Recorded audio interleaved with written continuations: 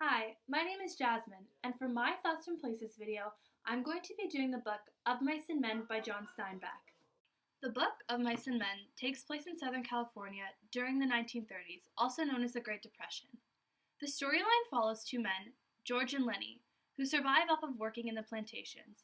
When their journey leads them to a plantation in Southern California, George and Lenny soon realize that they have to be there for each other at all times. Lenny is a big buff guy who has a mental disability. And because of this mental disability, George, his best friend, has to act like a parent figure to make sure that he won't get into any trouble. Throughout the storyline, we see Lenny getting into more and more troubling situations, and at the end of the book, he gets himself into a situation of much larger consequence. As I said earlier, Lenny doesn't realize the severity of his own strength. Another character in the book is Curly's wife, who doesn't have a name. At the beginning of the book, George warns Lenny not to associate with her, as they had to leave their other plantation due to an accusation of rape against Lenny.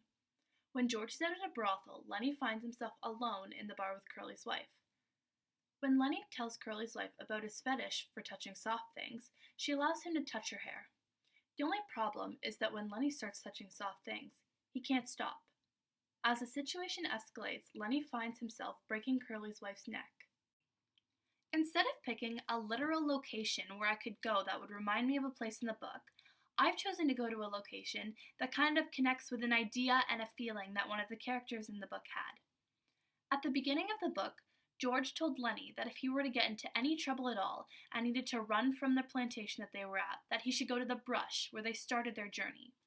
So when Lenny commits this act of killing Curly's wife, he goes to the brush, and that gives him a sense of safety and happiness just to know that George will be coming for him and that he's not alone.